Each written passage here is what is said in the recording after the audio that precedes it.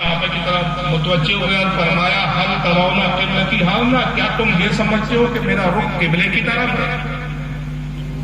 یعنی میرا چہرہ قبلے کی طرف ہے تو پیچھے تم کیا کر رہے ہو میں نہیں جانتا، تمہارے حالات سے میں واقف نہیں، یہ سمجھتے ہو تم؟ فَوَاللَّهِ لَا يَخْفَىٰ عَلَيَّ خُشُوعُكُمْ وَلَا رُكُوعُكُمْ، اللہ کی قسم میں تمہارے رکوع کو بھی دیکھتا ہوں، تمہارے خشوع کو بھی دیکھتا ہوں، نہ تمہارا خشوع مجھ سے چھپا ہے نہ تمہارا رکوع مجھ سے چھپا ہے۔ مگر ایک یہاں پر اعتراض ہو سکتا تھا، رسول اللہ کا اس میں بھی ایک علم غیب، حدیث بھی علم غیب پر دلالت کر رہی ہے، اور حدیث کے غیب میں اور ایک غیب ہے، غیب الگ ہے، وہ کیا؟ یہ بھی کہہ سکتے تھے حضور فَوَاللَّهِ مَا يَخْفَىٰ عَلَيَّ رُكُوعُكُمْ وَلَا سُجُودُكُمْ، مجھ سے تمہارا نہ رکوع چھپا ہے نہ سجدہ چھپا ہے، یہ نہیں کہا حضور، بلکہ ایک جملہ کہا، کیوں؟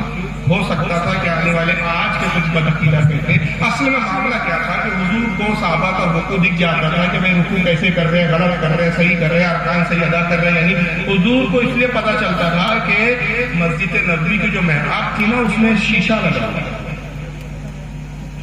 آئینہ لگا تھا، نکال لاتے تعویلیں ڈھونڈتے رہتے، تو حضور نے ایک جملہ بڑا زبردست کہا، ما یخفیٰ علیہ خشوعکم، خشوع کہتے ہیں دل کی کیفیت کو، دل کے حالات کو، آقا نے کہا صرف میں تمہارا رکوع نہیں تمہارے دل کی کیفیتوں کو بھی جانتا ہوں، دل کے حالات سے بھی واقف ہوں۔ سبحان اللہ سبحان اللہ، جتنے صحابہ سب کے دل کے حالات سے واقف، اور پھر بعد میں جو واضح الفاظ ہے ان بدبختوں نے جو الفاظ استعمال کیا اس الفاظ کی دھجیاں بگڑ دی، آقا نے کہا انی لا اراکم من ورائی ظہری، اللہ کی قسم جیسے میں سامنے دیکھتا ہوں ویسے اپنے پیٹھ پیچھے بھی دیکھتا ہوں۔ جی نعرہ تکبیر، نعرہ رسالت، علم غیب مصطفیٰ، عظمت مصطفیٰ، نعرہ تکبیر۔ یہ حدیث میں صاف الفاظ ہے، جیسے میں سامنے دیکھتا ہوں ویسے ہی میں پیٹھ کے پیچھے دیکھتا ہوں، ان بدبختوں کو صحیح بخاری نظر نہیں آ رہی ہے۔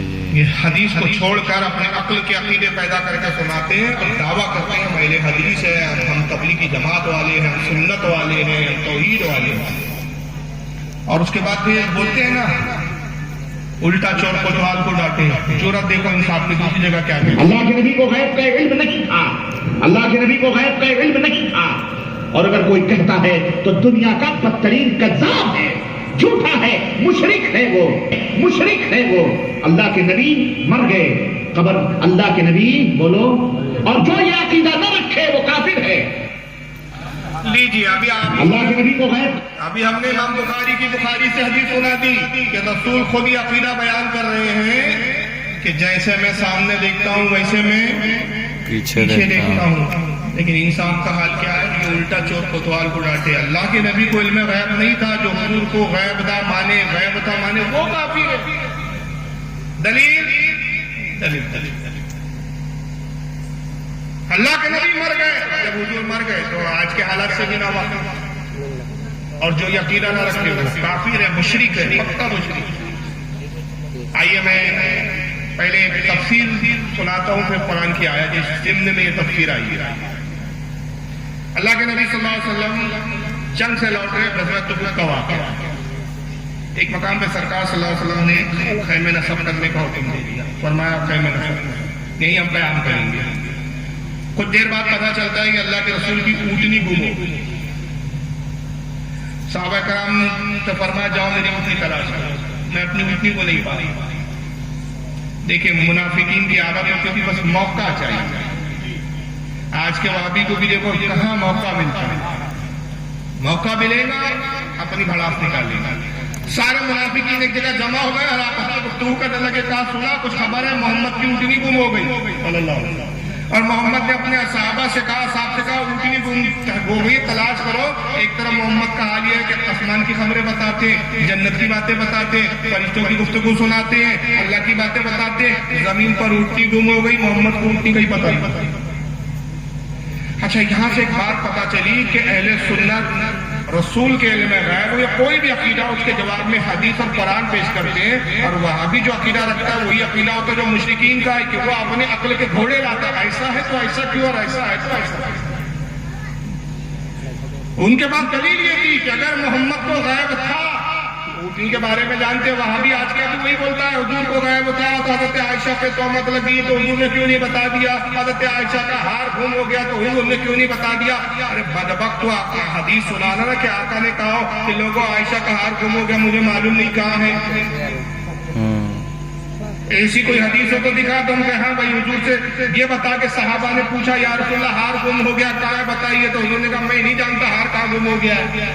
ارے صحابہ نے پوچھا نہیں، حضور سے جب پوچھا نہیں تو حضور نے بتایا نہیں، اور حضور چاہتے تو بتا دیتے کہ ہار کہاں ہے، بتایا اس لیے نہیں کہ آقا جانتے تھے میں بتا دوں گا، کوئی بات بڑی قابل غور نہیں ہے، کوئی خاص بات نہیں ہے۔ ایسی غیب کی خبریں تو میں اپنے اصحاب کو دیتا رہتا ہوں، میرے اصحاب سنتے رہتے ہیں، میرے اصحاب ان غیب کی خبروں کو سننے کے عادی ہیں، ان کے لیے کوئی فرق نہیں پڑے گا۔ یہ غیبی تھا کہ حضور جانتے تھے نہیں بتاؤں گا، ہار ڈھونڈنے میں تاخیر ہوگی، تاخیر کے سبب نماز کا وقت ہوگا، پانی ہے نہیں، اور پانی کے جب وضو کے لیے پانی نہ ہوگا تو تیمم کی آیت نازل ہوگی اور یہ امت کو سہولت ملیں گی۔ ہائے سبحان اللہ سبحان یہ غیب ہے۔ بہت پہلے کی بات ہے، اس سے ایک واقعہ یاد آیا، بمبئی میں پہلی مرتبہ گیا تھا، آج سے 16 سال پہلے، تقریباً 16 سال بمبئی میں پہلی بار بلا علم غیب بھی موجود تھا۔ اس وقت میں لیپ ٹاپ سے تقریر بھی نہیں کرتا، سیدھی تقریر کرتا تھا۔ علم غیب میں تقریر کر رہا تھا، میرے پروگراموں میں اکثر سوال و جواب کے سیشن ہوتے ہیں، میں جلسے کے بعد اعلان کرتا ہوں کسی کو کچھ پوچھنا ہو تو پوچھ لیں، یہاں بھی اعلان ہے کہ کچھ پوچھنا ہو تو جلسے کے بعد پوچھ لیں۔ تو کچھ بدعقیدہ وہابی بھی تھے، علاقہ ملا جلا تھا، اور وہ بدعقیدوں کی مسجد تھی، اور وہ مسجد کی وجہ سے وہ بھی کچھ جلسے میں بیٹھے تھے، تو مائک کا انتظام تھا، کارڈلیس مائک کا، تو ایک بدعقیدہ صاحب آئے کہا کہ علم غیب پہ آپ نے سوال کیے تو ہمارا ایک سوال ہے، پوچھیے۔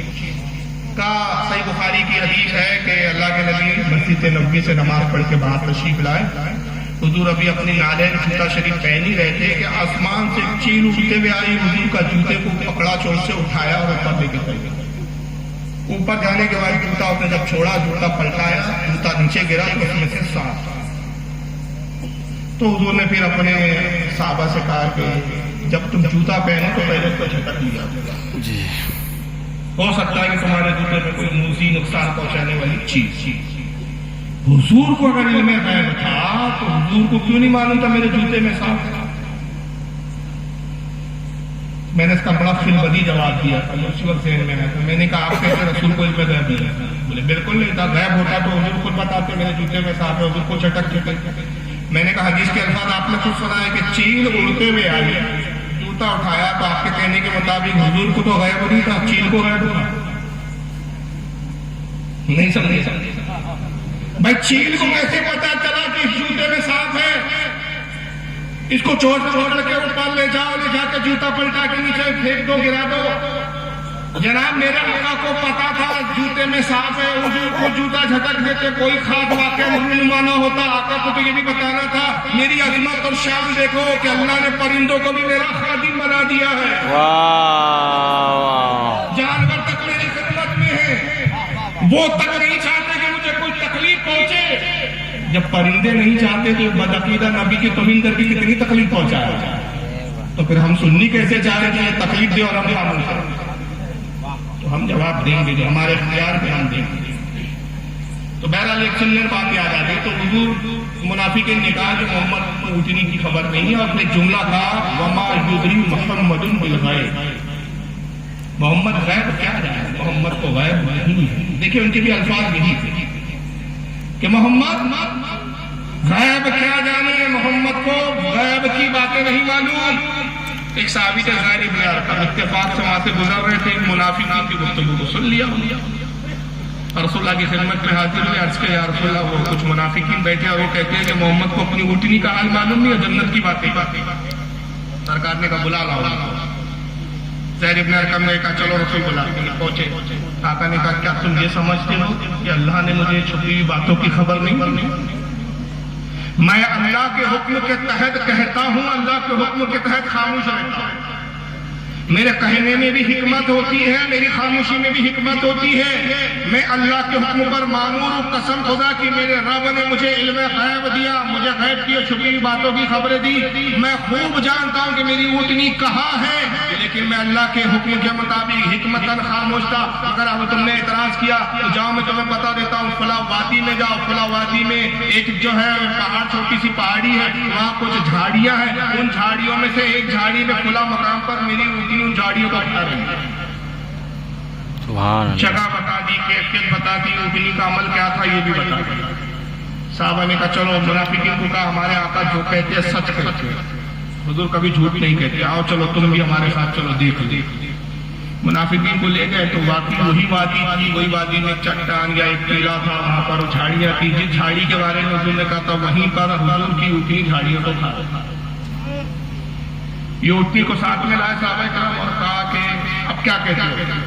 تو ہمارے آقا کے علم پر اعتراض کر رہے تھے، دیکھ لیا تم نے اپنی آنکھوں سے؟ تو انہوں نے بے حیائی کے ساتھ وہی کہی جو آج کا بدعقیدہ پیتا ہے۔ انہوں نے کہا رہے آپ لوگوں نے اتنا نوٹس لے لیا، اتنا لوٹ لے لیا، اتنا آپ اس کے اوپر جو ہے سنجیدہ ہو گئے؟ ہم نے تو یہ بات وہی ہنسی مذاق میں کہی دی تھی، مذاق میں بول دیا تھا کہ محمد غیب نہیں جانتے۔ ہم نے سنجیدگی کے ساتھ تو کہا، یعنی ایک تو پہلی توہین یہ کی کہ رسول اللہ کے غیب کا انکار کیا، دوسری توہین یہ کی کہ کہہ رہے کہ رسول سے ہم نے مذاق میں کہا۔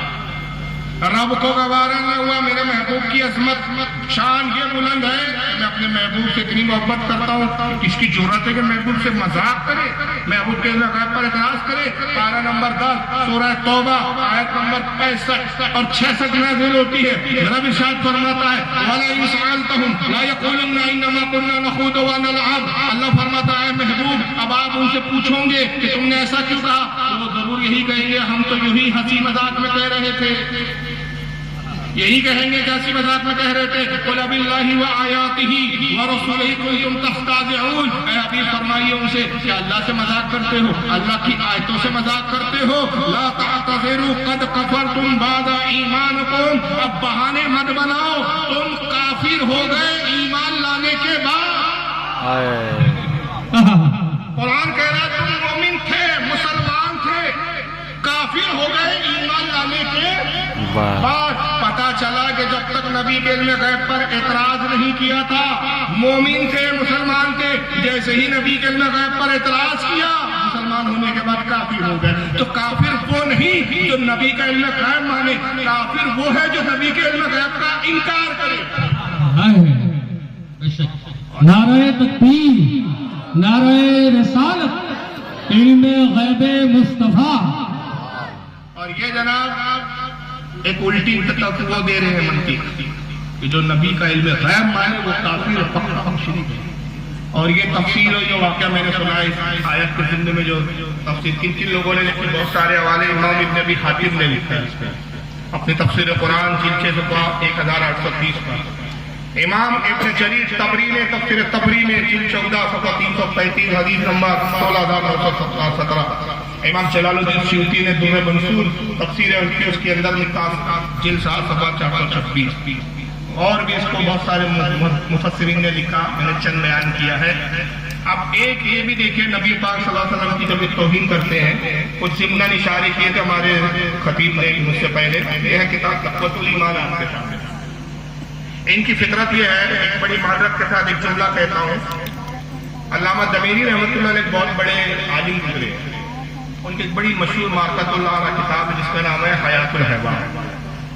جانوروں کے حالات پر کتاب لکھی ہے، جانوروں کی خوبیاں، ان کی عادتیں، بہت ساری معلومات ہے جانوروں کی۔ اس میں جنگلی سور جو ہوتا ہے، جو جنگلوں میں پائے جاتے ہیں، جنگلی سور خنزیر جس کو کہا جاتا ہے، ان میں ایک عادت ہوتی ہے، علامہ دمیری فرماتے ہیں حیات الحیوان میں، جنگلی سور کی عادت یہ ہوتی ہے کہ قطار در قطار ایک کے پیچھے ایک چلے۔ پہلا سور جب دلدل میں گرے گا تو دوسرا سور دیکھ کر روکتا نہیں کہ یہ گر گیا تو میں بچ جاؤں، وہ بھی گرتا ہے۔ چلو دوسرا گر گیا تو تیسرا بعد آ جائے، بھائی 2 گر گئے تو میں تو اپنی جان نہ ہوں، وہ بھی تیسرا بھی گرتا ہے، 3 گر گئے تو چوتھا رک جائے، چوتھا بھی نہیں۔ امام دمیری فرماتے سارے کے سارے قطار در قطار کچھ دلدل میں جاتے ہیں۔ وہی خوبی تو نہیں کہوں گا، وہی فطرت نہیں، ایک مولوی کا جو بولتا ہے سارے پھر بات کے مولوی اسی کو دہراتے ہوئے. اب ایک مولوی صاحب لکھ کے چلے گئے تقویۃ الایمان اسماعیل دہلوی کے لکھنے والے دیوبندی بھی ان کو اپنا بزرگ مانتے ہیں اور اہل حدیث بھی ان کو مانتے ہیں. بڑا مشہور کتاب ہے ان کی رسوائے زمانہ کتاب. اس میں لکھے کہ جس کا نام محمد یا علی ہے وہ کسی چیز کا مختار نہیں. مختار نہیں مطلب اس کو کوئی اختیار نہیں. جس کا نام محمد یا علی یعنی یہاں ان کی مراد رسول اللہ مولا علی مولا کائنات سے کہا ہے کہ چاہے وہ رسول اللہ ہو یا مولا کائنات ہو ان کو دونوں کو کوئی بات کا اختیار نہیں. ذرہ برابر کا کوئی اختیار نہیں. سارا اختیار جو ہے وہ اللہ کو, اللہ نے ان کو کوئی اختیار. اب انہوں نے کہہ دیا اسی کو لے کر یہ ہو رہے ہیں. چنانچہ یہ توصیف الرحمان مولوی صاحب کی جماعت. ذرا سنیے کیا کہتے ہیں. آپ حق پر ہو یا گمراہی اور ضلالت پر ہو.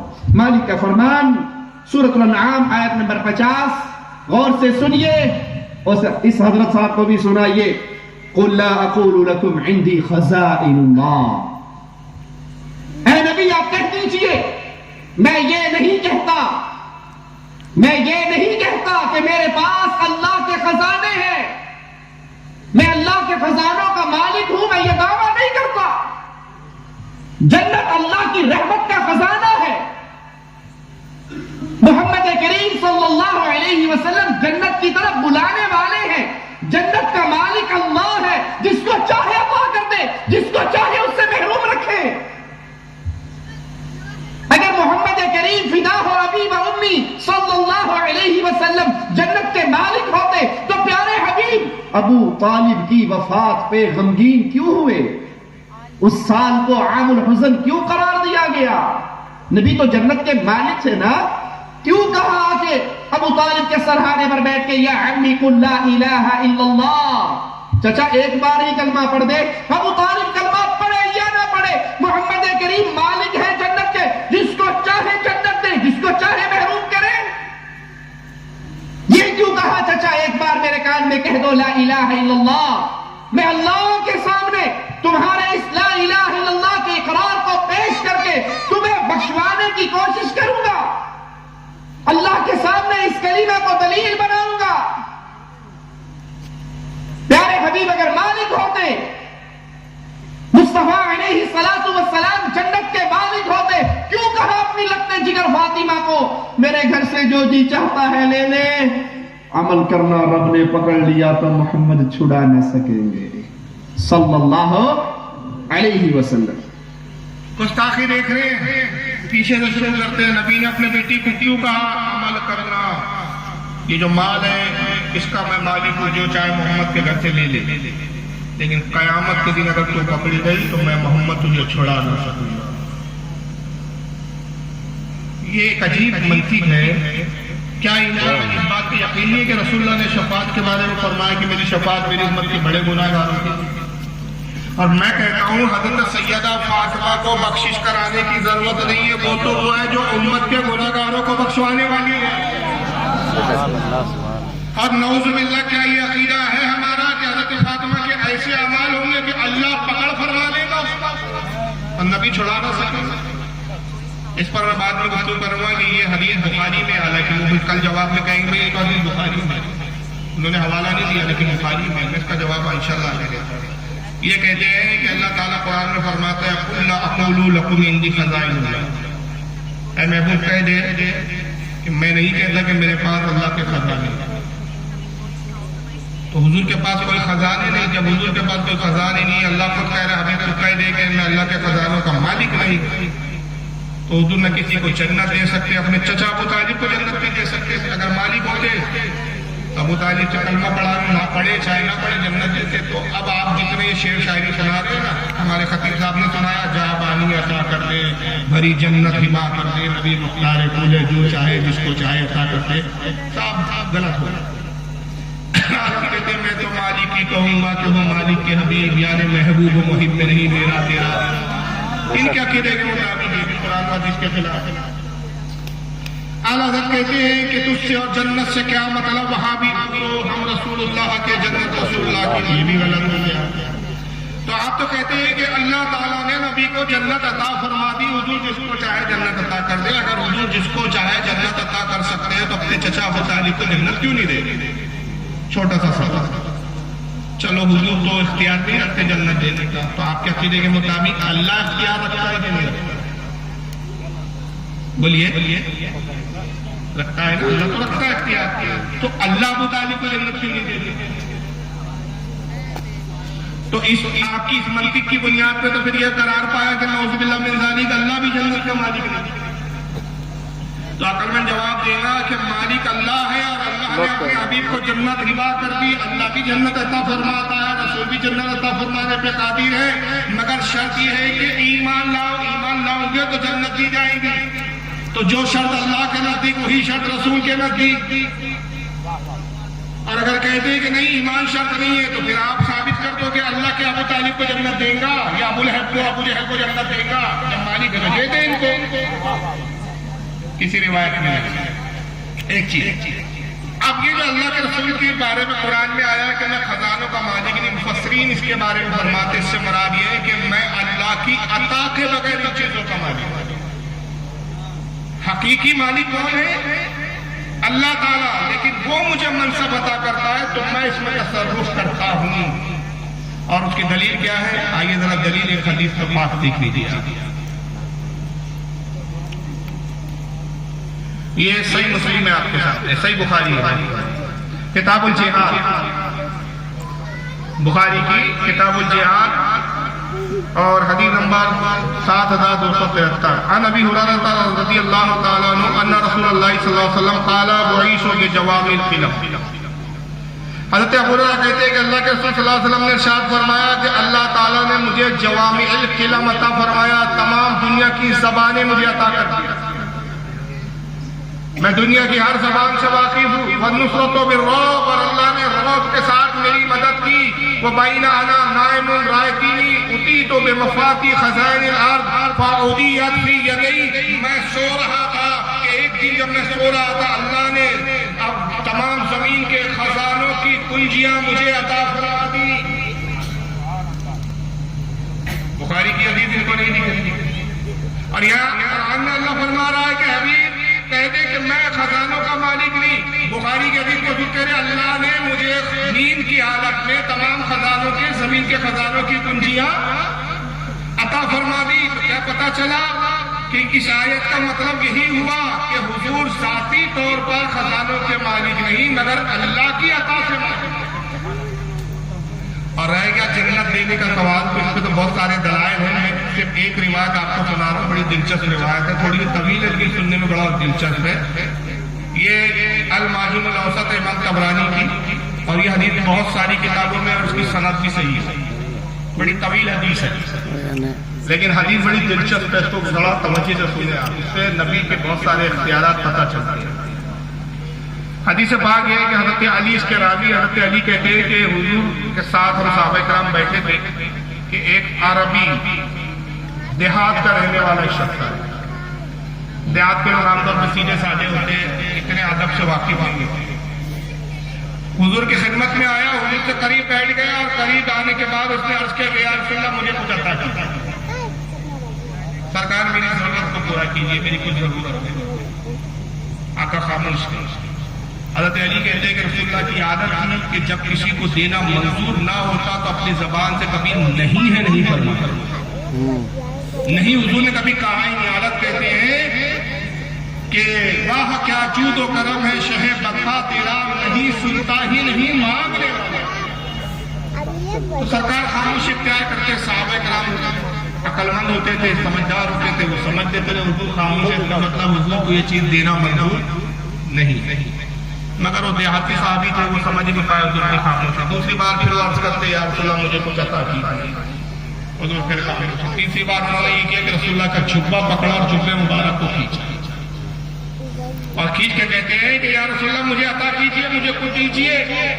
مولا علی کہتے ہیں کہ اب رسول اللہ صلی اللہ علیہ وسلم پر ایک کیفیت طاری ہوئی. آقا جوش میں آیا، ارشاد فرمایا قال النبی صلی اللہ علیہ وسلم سل ما شئت یا عربی. فرمایا اے عربی مانگ، کیا مانگتا ہے؟ جو تو مانگے گا میں تجھے عطا کروں گا، جو تو مانگے گا میں عطا کروں گا. جب حضور نے یہ کہا تو صحابہ کہتے ہیں کہ جس وقت کسی صحابی سے حضور یہ کہتے تھے مولا علی کہتے ہیں تو وہ صحابی ہمیں پوچھا جب بھی مانگتے ہو کہتے یا رسول اللہ جنت میں اپنا پڑوس عطا کیجیے، جنت عطا کیجیے. بیچارے سیدھے سادے دیہاتی تھے، صحابہ کو بھی گفتگو کرنے لگے. حضرت علی کہتے ہیں کہ قلنا الان یسأل الجنہ، ہم آپس میں کہنے لگے یقیناً ابھی جنت مانگے گا. مگر وہ بیچارہ سیدھا سادہ صحابی فقال العربی اسألک راحلہ، یا رسول اللہ مجھے اونٹنی نہیں عطا کرتا، مجھے ایک اونٹنی دی. فقال النبی صلی اللہ علیہ وسلم لقصا، فرمایا جاؤ دیا. اب پہلی بار تو چوک گئے، عربی سمجھ نہیں پایا حضور کی منشا. حضور کو چاہ رہے کہ جنت مانگے، بیچارے کیا مانگنے پڑے؟ اونٹنی دے دو. ثم قال، پھر حضور نے کہا سل، مانگ اور کیا مانگتا ہے اور مانگ. پھر حضور کہہ رہے کہ اب جنت مانگے. کالا سلو کا زیادہ، کہا یا رسول اللہ سفر کے لیے زیادہ رہا دے دیجئے، خرچہ پانی دے دیجئے، سفر پہ جا رہے. وَلَقَا قَالَ وَلَقَا زَادَ، فرمایا جا ہوا بھی. اس نے اونٹنی بھی لی، پیسے بھی دیے، اونٹنی پہ سوار ہوا، بڑا خوشی خوشی جا رہا ہے. مگر اللہ کے نبی صلی اللہ علیہ وسلم بڑی حسرت سے اس کو دیکھ رہے. کیسا عجیب شخص تھا. میں نے اس سے کہا مانگ، کیا مانگتا ہے؟ جو تو مانگے گا میں تجھے دوں گا. معاشیتا، جس چیز کے بارے میں تو مانگے گا میں تجھے دوں گا. اور اس نے مانگا تو کیا مانگا؟ اونٹنی مانگا. جب دیکھ رہے ہیں تو حضور آہستگی کے ساتھ ارشاد فرماتے ہیں کہ یہ قوم بنی اسرائیل کی بڑیا سے گیا بیٹا دیتا. صحابہ کرام نے عرض کیا اللہ کے نبی بنی اسرائیل کی کون سی بڑیا جس سے یہ شخص گیا بیٹا؟ تو آپ نے فرمایا سنو میں بنی اسرائیل کی ضعیفہ بڑیا کا واقعہ سنا. واقعہ یہ ہے کہ قوم بنی اسرائیل میں ایک ضعیفہ بڑیا تھی. حضرت یوسف علیہ السلام کا زمانہ تھا. حضرت یوسف علیہ السلام کا جب انتقال ہو گیا تو قوم میں اختلاف ہو گیا. دریائے نیل بہتا تھا، دریائے نیل کے اس طرف ایک آبادی تھی، دریائے نیل کے اس طرف ایک آبادی، دریا بیچ سے بہتا تھا. قوم میں اختلاف ہو گیا. ادھر کی آبادی والوں نے کہا حضرت یوسف کو ہم اس طرف لے آئیں گے، ادھر والوں نے کہا حضرت یوسف کو ہم اپنے علاقے میں دفن کریں گے. آپس میں اختلاف ہو گیا، جھگڑا ہو گیا، تلواریں نکلیں گی. قوم کے بزرگ ترین اشخاص سامنے آئے، انہوں نے کہا بھائی لڑو مت، شرم آنی چاہیے، تمہارے نبی کا جنازہ رکھا ہوا اور تم لڑنے پر آمادہ ہو. انہوں نے کہا پھر بتاؤ فیصلہ کیسے ہو. تو قوم کے سمجھدار ضعیف العمر بزرگوں نے کہا کہ آؤ اللہ کی بارگاہ میں دعا کرے، اللہ کے نزدیک جو نبی کے لیے بہتر ہوگا وہ ہم کو ظاہر کرے. انہوں نے دریا نیل کے پانی سے ہی وضو کیا اور وہاں پہ نماز حاجت پڑھی اور پھر عرض کیا مولا ہم میں اختلاف ہو گیا کہ تیرے نبی یوسف کو کہاں دفن کرے. رب قدیر تو ہم پر ظاہر فرما دے، ہم پہ واضح فرما دے کہ کہاں تدفین کی جائے. ابھی دعا سے جیسی فارغ ہوئے تھے ان کی نگاہوں نے دیکھا کہ دریا نیل کے درمیان سے راستہ نمودار ہوا، دریا کا پانی پھٹا، خشک راستہ ظاہر ہو گیا. قوم سمجھ گئی بیچ دریا میں حضرت یوسف کے جسم اطہر کو لایا، قبر کھودی گئی، دریا کے بیچ میں حضرت یوسف کو دفن کیا گیا. اور جیسے ہی دفن کر کے یہ ہٹے دریا نیل کا پانی پھر مل گیا. یوسف علیہ السلام کی قبر کہاں تھی؟ دریا نیل کے اندر. اور دریا نیل کا پانی حضرت یوسف کی قبر سے بہ رہا ہے تو یقیناً قبر میں بھی پانی جا رہا تھا. بھائی قبر کوئی ماربل کی اور کوئی کنکریٹ کی تو نہیں بنائی گئی تھی. دریا کا پانی بہ رہا، قبر میں بھی جا رہا. حضرت یوسف کا جسم دریا نیل کی تہہ میں کتنے سال رہا؟ 300 سال تک رہا. 300 سال کے بعد جناب موسیٰ علیہ السلام کا زمانہ آیا. حضرت موسیٰ علیہ السلام اب دریا نیل پار کر رہے ہیں، قوم بنی اسرائیل ساتھ میں ہے. فرعون پیچھے لگا ہوا، فرعون اپنی فوج کے ساتھ ہے. جب اس دریا کے قریب پہنچے عرض کیا مالک کائنات یہ دریا حائل ہو گیا، کیسے پار کرے؟ اللہ نے فرمایا موسیٰ عصا مارو. موسیٰ علیہ السلام نے عصا مارا، دریا پھر وہیں سے پھٹا، پھر راستہ نمودار ہوا. حضرت موسیٰ اپنی قوم کو لے کر جب اس مقام کے قریب پہنچے اللہ نے وہی نازل کی. اللہ نے فرمایا کہ اے موسیٰ یہاں اس دریا کے بیچ و بیچ میں ہمارا پیغمبر ہمارا نبی یوسف ہے، اس کے جسم کو نکالو اپنے ساتھ لے جاؤ، اس لیے کہ جب تم یہاں سے نکلو گے پیچھے فرعون آئے گا، اسی دریا میں کریں گے. قوم بنی جو ہے قوم قبطی یعنی فرعون کی قوم پر عذاب آئے گا. اور ہماری سنت الہیہ یہ ہے کہ جہاں عذاب ہوتا ہے وہاں نبی نہیں ہوتا، جہاں نبی ہو وہاں عذاب نہیں ہوتا. سبحان اللہ، سبحان اللہ اکبر، یا رسول اللہ زندہ باد. تو یوسف کو لے جاؤ. اب یہ تو بتا دیا اللہ نے یوسف علیہ السلام کی قبر ہے، किस जगह वही बताना था। आज के मौला जगह बता, इतना वक्त नहीं है कि सारी जमीन को खोदता फिर पीछे फिरौन लगा हुआ आके घेर लेंगे, मेरी कौम को कत्ल करेंगे, हलाक करेंगे। मौला जगह बता दे। अल्लाह को इल्म गैब नहीं था, माज़अल्लाह नऊज़ुबिल्लाह अस्तग़फिरुल्लाह, अल्लाह भूल गया था। मशीयत देखो, वाक़े को सनद बनाना मक़सूदा। अल्लाह ने फरमाया मूसा तेरी कौम में एक बुढ़िया है जिसकी उम्र 314 साल है, उससे पूछो वो जानती है। एक बुढ़िया है तेरी कौम में 314 साल की उम्र है, उससे पूछो जानती है। मूसा अलैहिस्सलाम एक पत्थर के टीले पे खड़े हुए फरमाया कहाँ है मेरी कौम की सबसे ज़ईफ़ुल उम्र ज़ईफ़ा, कहाँ ज़ईफ़ुल उम्र बुढ़िया, उसको लाया जाए। उसके लक्कड़ छक्कड़ पोते खटिया पर लिटाकर कुछ चल फिर नहीं सकती थी, कांधों पर लेकर आ गए, ले आए। उस नबी के पास आई, सलाम किया, हुजूर अस्सलाम वालेकुम, क्यों मुझे तकलीफ दी आका? कहा ज़ईफ़ा जानती यूसुफ अलैहिस्सलाम की कब्र का? हाँ मैं जानती हूँ। उस वक्त नाबीना हुई, आंखों की रोशनी जायल हुई। 314 साल की बुढ़िया कैसी होगी आप तसव्वुर कीजिए, फुसफुसी फुसी हड्डियां दिखती थी। कहा कि हाँ वो जगह जानती हूँ मगर मैं नाबीना हूँ, देख नहीं सकती। मूसा अलैहिस्सलाम ने हाथ फेरा दिया, सुभान अल्लाह। कहा अब बता कहाँ? यूं ना बताऊंगा, बड़ी चालाक सुन्नी टनटनाटन बुढ़िया। हमारी दादी थी भाई जहाँ टनटनाटन थी, क्या कहती है? कालत ला वल्लाही हत्ता तुईनी मा असअलुका मूसा, उस वक्त तक न बताऊंगी जब तक जो चीज मैं मांगू आप मुझे अता न कर दें। सौदा कर रही है नहीं, ऐसे थोड़ी बता दूंगी, जो मैं मांगू वो पहले अता करने का वादा कीजिए। काला ज़ाक़ला, मूसा ने कहा अच्छा दिया मैं, जो मांगेंगे तू दे दूंगा। हजरत मूसा ने अंदाजा नहीं लगाया क्या मांगेगी, सोचा रुपया मांगेगी, दौलत मांगेगी, और क्या मांगेगी, कुछ उम्र मांगेगी। पर बुढ़िया की मांग क्या थी? कहती है कालत इन्नी असअलुका अन अकूना माका फी दर्जतिल लती तकूनु फिहा फिल जन्नह, मूसा मैं ये मांगती हूँ जन्नत के जिस दर्जे और महल में आप रहेंगे, आपके साथ उस महल में मैं भी रहूंगी। आपके महल में रहूंगी, आपके साथ रहूंगी, आपके दर्जे में रहूंगी, ये मुझे दीजिए। काला सबिल जन्नत, ये मत मांग, जन्नत मांग ले। कहाँ मेरे दर्जे में आ रही है, मेरी बीवी सपूरा होंगी, वहां तू कहाँ घुसी चली आ रही है? जरा हदीस पे गौर कीजिए, जिब्रील नहीं आ रही है, बुढ़िया पागल हो गई है, मांगना है तो अल्लाह साहब से मांगो, तू नबी से मांग रही है। वही नहीं आई, जिब्रील नहीं आ रही है, बुढ़िया पागल हो गई, तू मुशरिका हो गई, बहुत बड़ी मुशरिक। वो तौसीफुर रहमान एक वहाबी आएगा जो कहेगा मोहम्मद जन्नत नहीं ले सकते, तो मूसा से जन्नत मांग रही है। सटिया गई, मोहम्मद अपनी बेटी फातिमा को नहीं बचा पाएंगे तो मूसा से जन्नत मांग रही है। और जन्नत नहीं मांग रही है, जन्नत में मूसा का दर्जा मांग रही है, उनके महल में रहना चाहती है। और न ये वही आई कि मूसा तुम कौन होते हो कि जन्नत नहीं कहने वाले, जन्नत हमारी, हम जिसको चाहे दे, तुम कौन होते हो? ये वही नहीं आ रही है, बल्कि बुढ़िया अड़ी हुई है, कहती है हुजूर ये दीजिए। मूसा कहते हैं सलील जन्नत, जन्नत ले ले, जन्नत ले ले। कालत ला वल्लाही इल्ला नकूना माका, अल्लाह की कसम मैं राजी ना होंगी कि जब तक आप मुझे अपने साथ रखने पर राजी ना हो। देना है तो ये दो, वरना मैं चली नहीं बताती का। जिद्दी बुढ़िया। फजाला मूसा युरद्दुहा, आका कहते हैं मूसा उससे हुज्जत करने लगे, बहस और तकरार करने लगे। मान जा बुढ़िया, मेरे दर्जे में ना रहे, जन्नत दे देता हो, जन्नत का दूसरा महल ले ले। गोया मूसा अपने अख्तियार बता रहे, जन्नत का ये प्लाट नहीं, ये प्लाट नहीं, ये महल नहीं, ये महल ले ले। फ़अहवल्लाहु तबारक व तआला इलैहि, अल्लाह ने मूसा पर वही नाज़िल की। और वही क्या है कि मूसा तुम मुशरिक तौबा करो, बुढ़िया तुम मुशरिक। ये नहीं, रब क्या फरमाता है?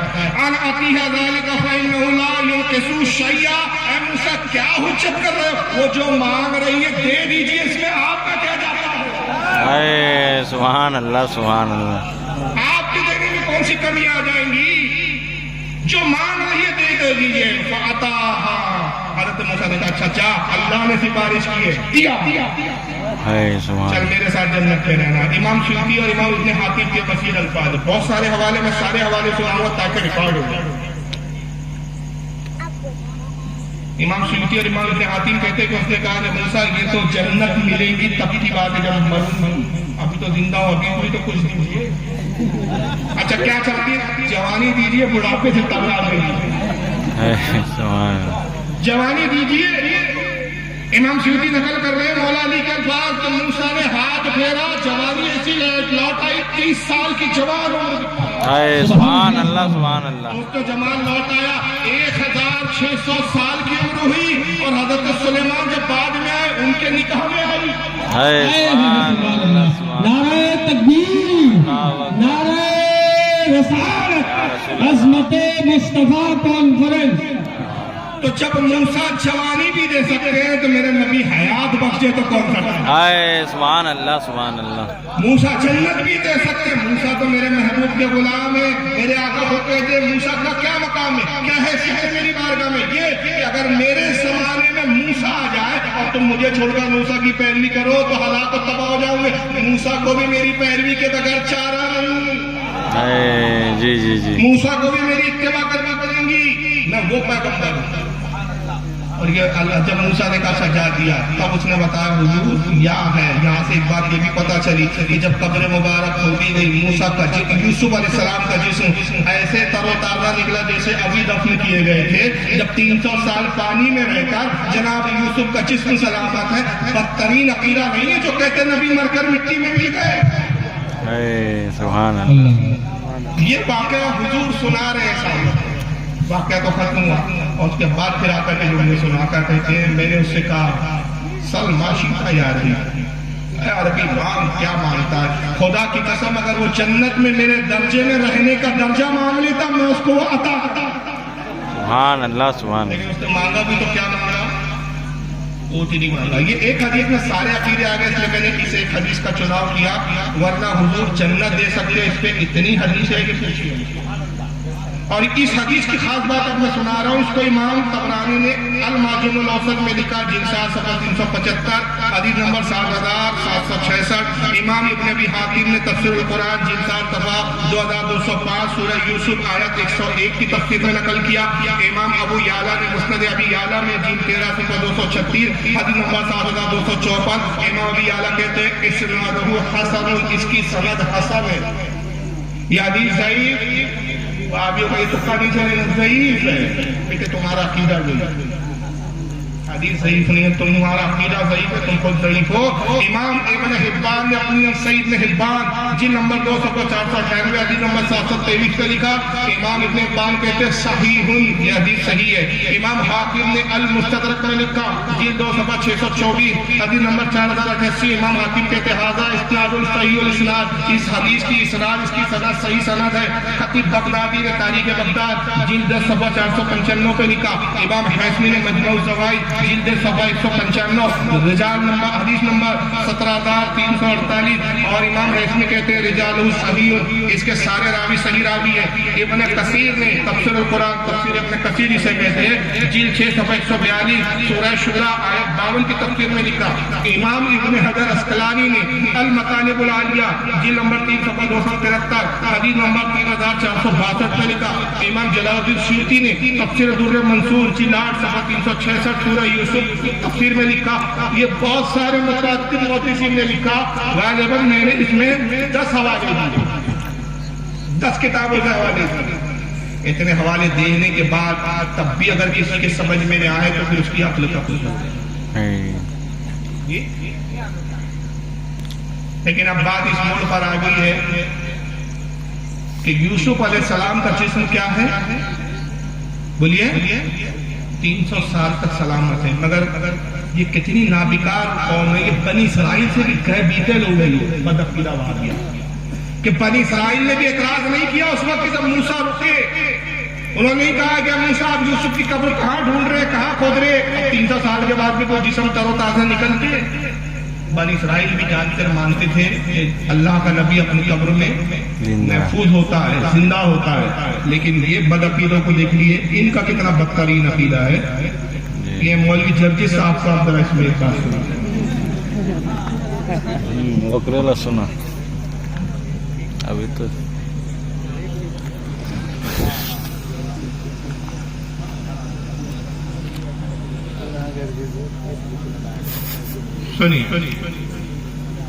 تم اس کو پکار ارے صاحب مر گیا مت کہنا توہین ہو جائے گی پردہ کر گئے ये बड़ी अच्छी इस्तिलाह निकाली हमारे भाइयों ने, पर्दा कर गए। अरे पर्दा किसको कहते हैं? वो इस दुनिया से गुजर गए। अरे अल्लाह के बंदे, उसी को तो हम मौत कहते हैं। नहीं, मरे नहीं है, पर्दा कर गए।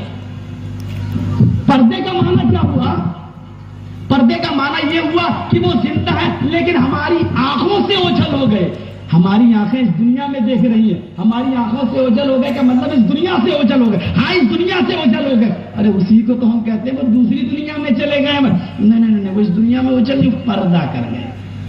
तुम कितना ही अच्छा लक़ब ले लो, पर्दा कर गए, जिंदा हैं, बाहयात हैं, पर्दा कर गए, विसाल कर गए, वफात कर गए, कुछ भी कहो, उनको जिंदा साबित करने के लिए कितने ही अच्छे अलकाब से तुम पुकार लो, लेकिन हकीकत यह है कि जनाबे मोहम्मद रसूलुल्लाह इस दुनिया में मौजूद नहीं है। अगर है तो मुझे बताओ, अहले हदीस का ये गुनाहगार बंदा मोहम्मद रसूलुल्लाह से मिलने के लिए जाएगा, मुझे एड्रेस दो, मुझे पता बताओ कि जिंदा है तो कहाँ है, किस जगह है, कहाँ मिलेंगे, मैं जाऊंगा।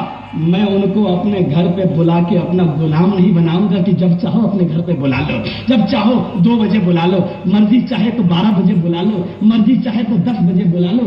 हम उनको अपने घर पे बुलाना गवारा नहीं करेंगे। मेरा घर इस लायक नहीं कि हम आका को बुलाएं। हम उनको अपने घर पे बुलाना गवारा नहीं करेंगे। मेरा घर इस लायक नहीं कि हम आका को बुलाएं। हमें बताओ कि मेरा नबी कहाँ है, किस जगह है।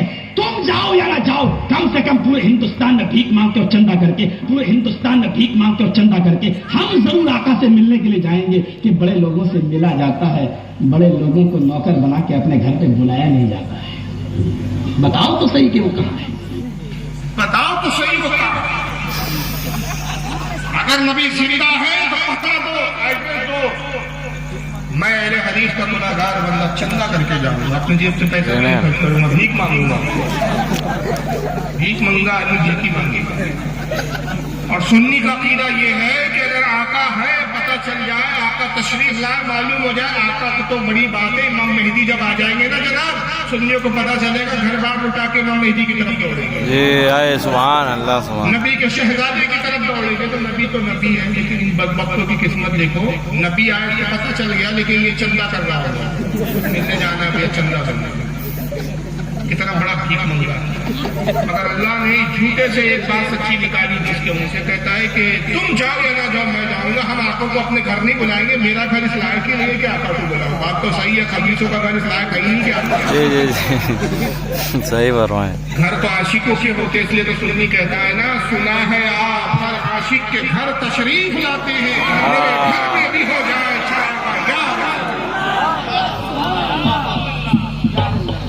तो बदअकीदों के घर उस लायक ही नहीं, मनुष्यों के जहाँ शयातीन का कब्जा हो वहां नबी क्यों आए? बदअकीदों और बदकारों के घर क्यों आए? पता बताओ भाई, एड्रेस दो, मुझे एड्रेस दो। आपको पता है कि रसूलुल्लाह कहाँ है? भाई कहाँ है? बोले कहाँ? डरे नहीं, बोलिए भाई कहाँ है? मदीना मुनव्वरा में। इसलिए हम जियारत करने जाते हैं और आका बुला रहे, आओ मेरी कब्र को देखो, मैं अपनी कब्र में जिंदा हूँ, मौजूद हूँ। मंजारा कब्री वजबत लहू शफाअती, जिसने मेरी कब्र की जियारत की उस पर मेरी शफाअत वाजिब हो गई। तो हुजूर मौजूद है, लेकिन ये एड्रेस मांग रहे हैं।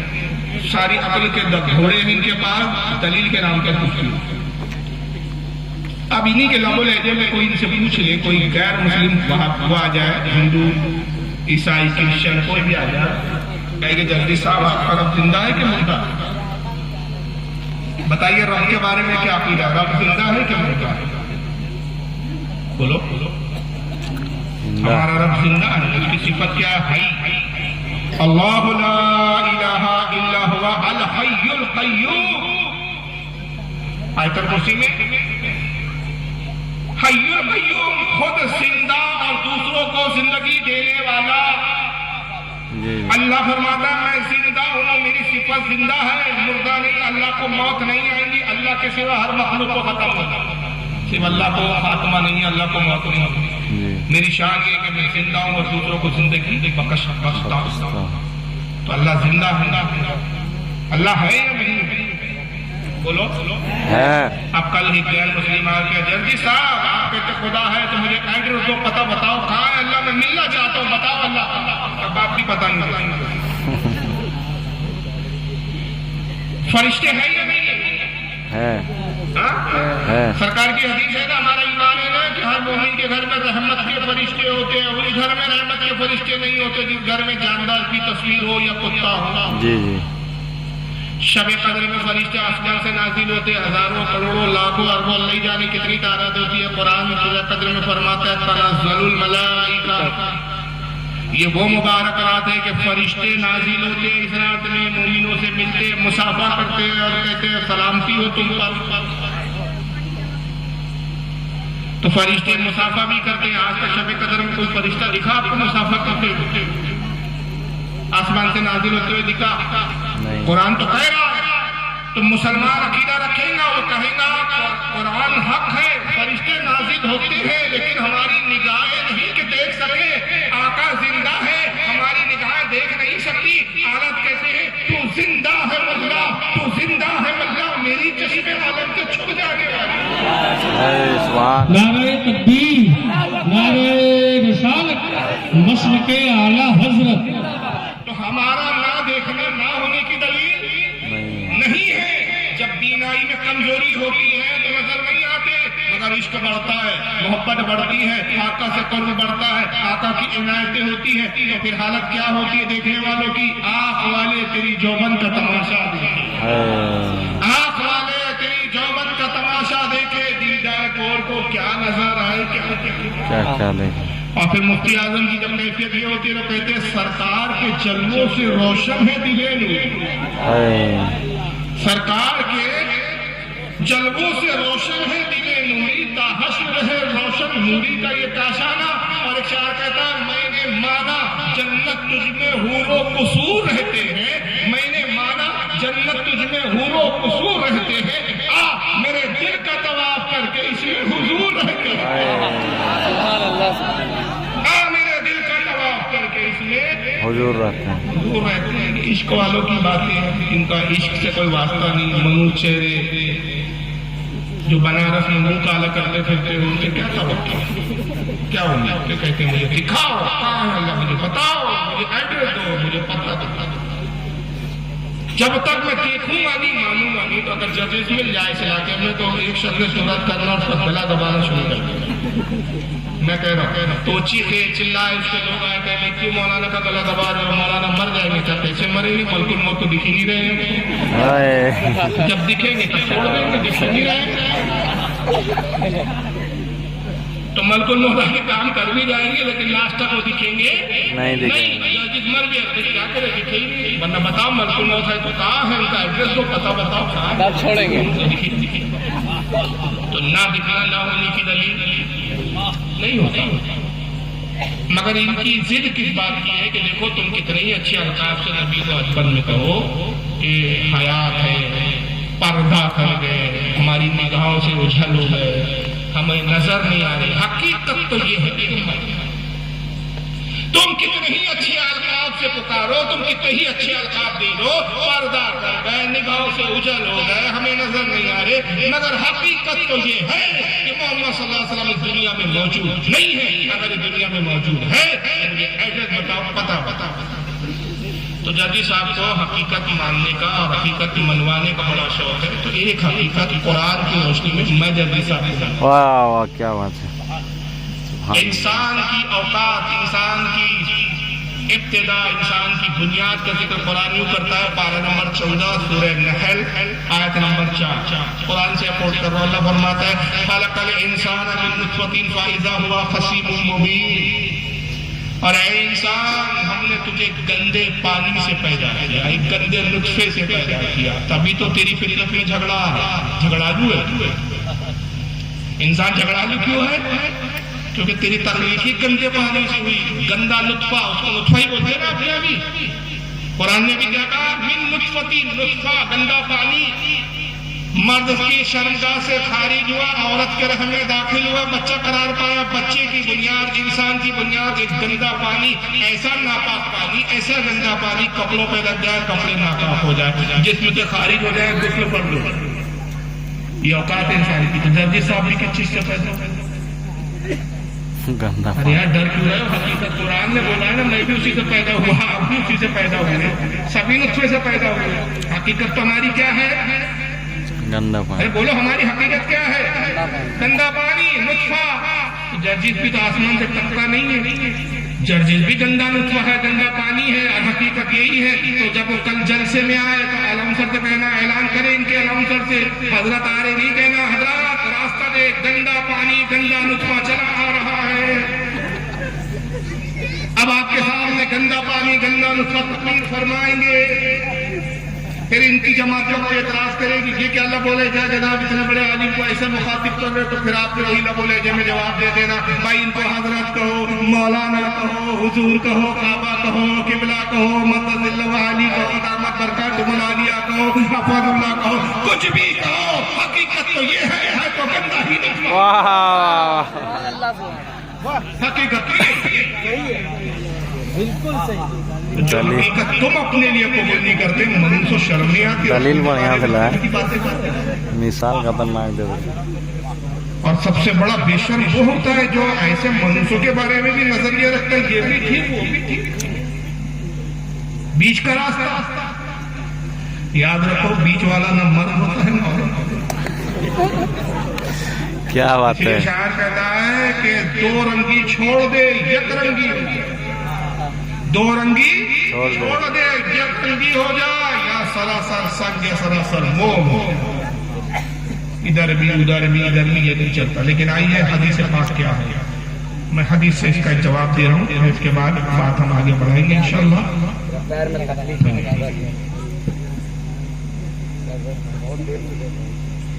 اور یہ حدیث بھی صحیح حدیث ہے.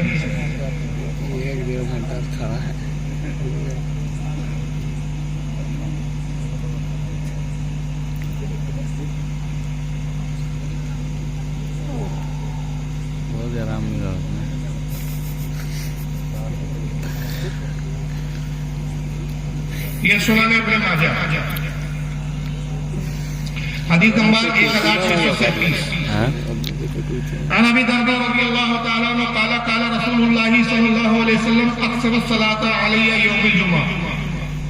حضرت ابو درداء رضی اللہ تعالیٰ روایت کرتے ہیں کہ اللہ کے رسول صلی اللہ علیہ وسلم نے ارشاد فرمایا کہ اے لوگوں مجھ پر خوب خوب جمعے کے دن درود پڑھا کرو. جمعے کے دن مجھ پر خوب درود پڑھو, روزانہ بھی پڑھو لیکن جمعے کے دن خاص طور سے مجھ پہ درود پڑھو. کیوں؟ وَأَنَّهُ مَشْهُدٌ تَشْهُدُ الْمَلَائِكَةُ, اس لیے کہ جمعے کا وہ دن ہے کہ اس میں بہت بڑی تعداد میں فرشتے میرے پاس حاضر ہیں. روزانہ کتنے فرشتے آتے ہیں حضور کی بارگاہ میں؟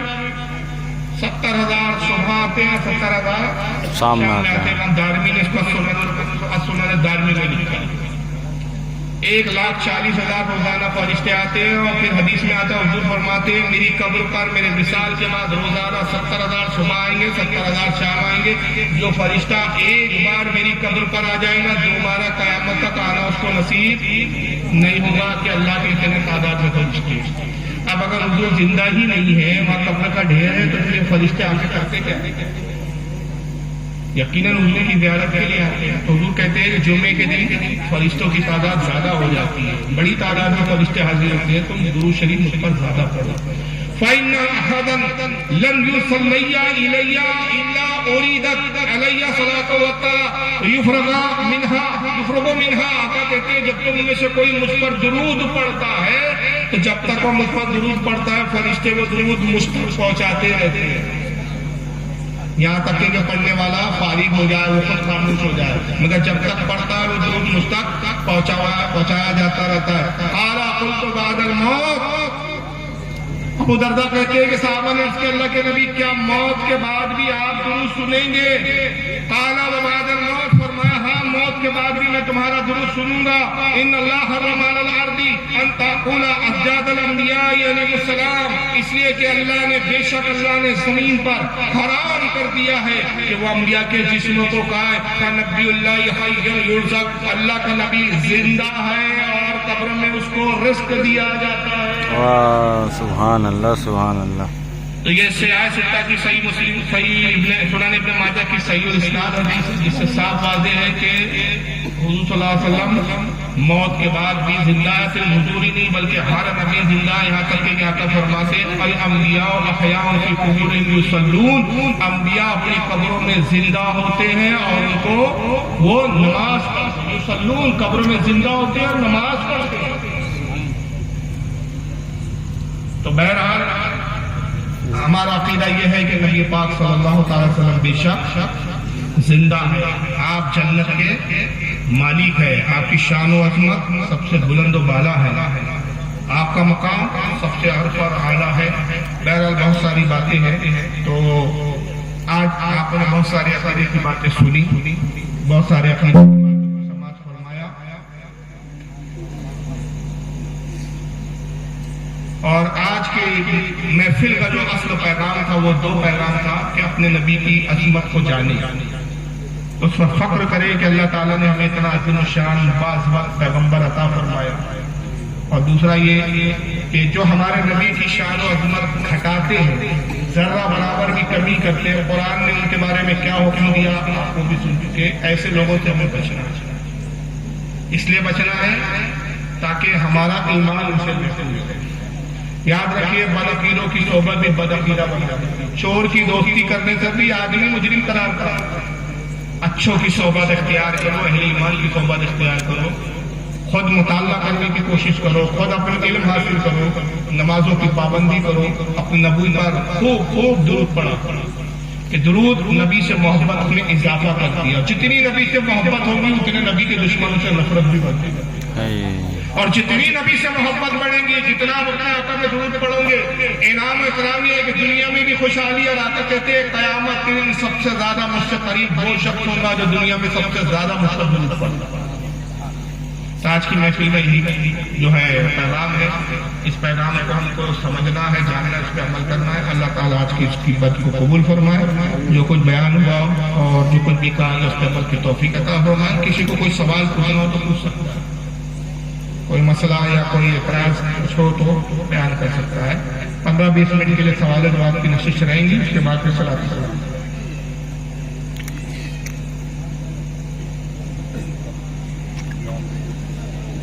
بھائی کسی کو پوچھنا ہے تو جی بلا جھجھک آئیے، بھائی کو دیکھیے۔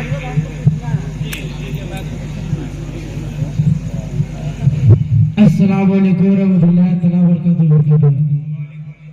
حضرت ہم جاننا چاہتے ہیں کسی کو مٹی دینے کے بعد کتنے دیر تک قبر پر ہم رہ سکتے ہیں؟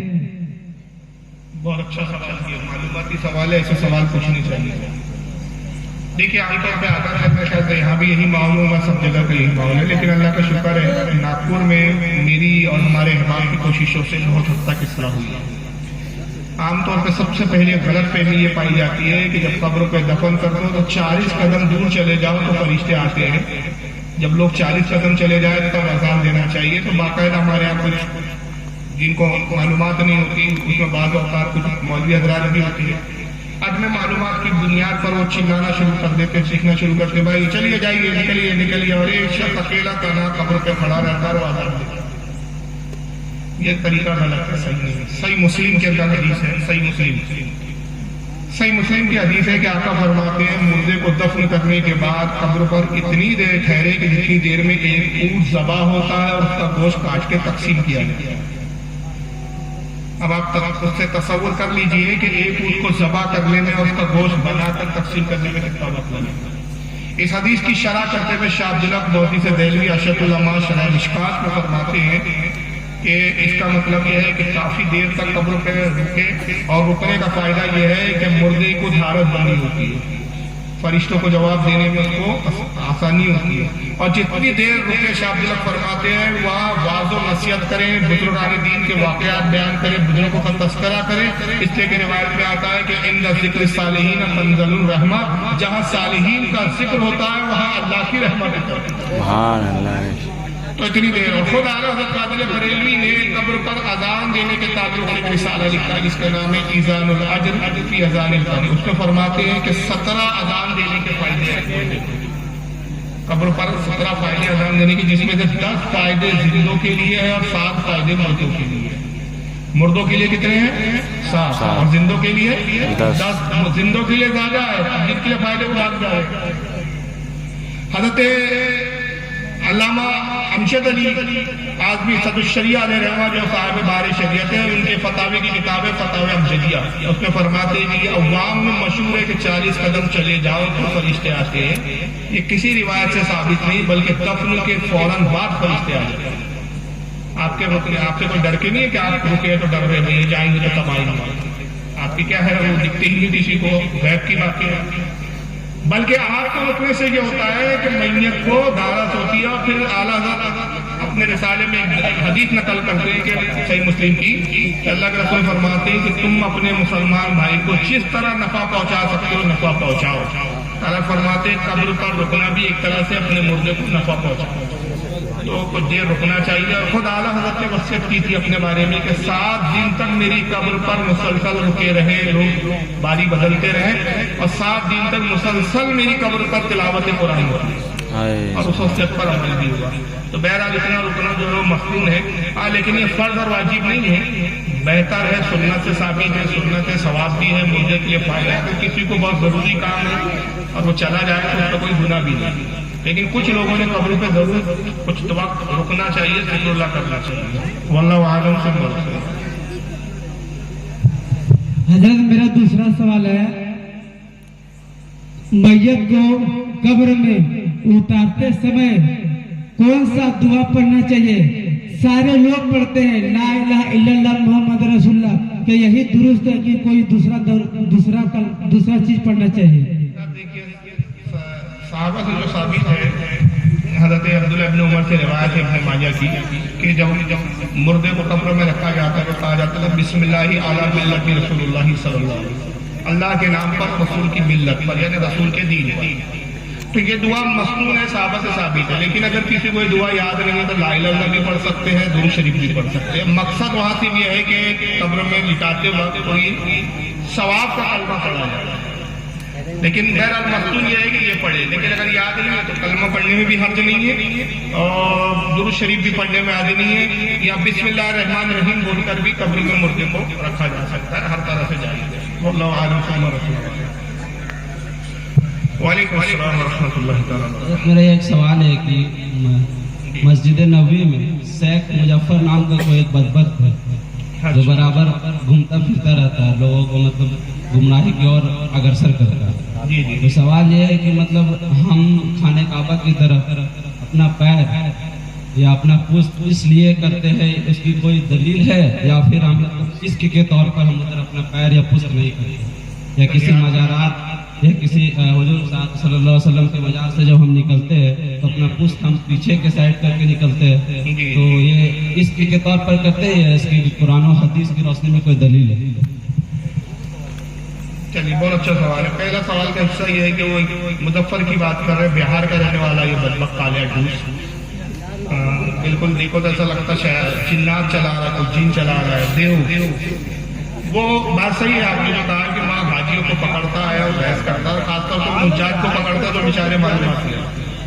میں نے اپنی تقریروں میں اور بھی میرے علاوہ دیگر علماء نے بھی اپنی کئی علماء نے باقاعدہ بار بار چیلنج کیا، انٹرنیٹ پہ تقریریں موجود ہے، اس مردود تک بھی پہنچی ہے کہ ہم نے کہا کہ ہم اہل سنت ہیں، ہم ادب والی قوم ہیں، ہمارا یقین اور ایمان تو یہ ہے کہ رسول کی بارگاہ میں اونچی آواز سے بات کرنا بھی ایمان کی بربادی کا سبب ہے، اور اس کا حکم قرآن میں سورہ حجرات میں اللہ فرماتا ہے یا ایھا الذین آمنوا لا ترفعوا اصواتکم فوق صوت النبی ولا تجهروا له بالقول كجهر بعضكم لبعض ان تحبط اعمالكم وانتم لا تشعرون۔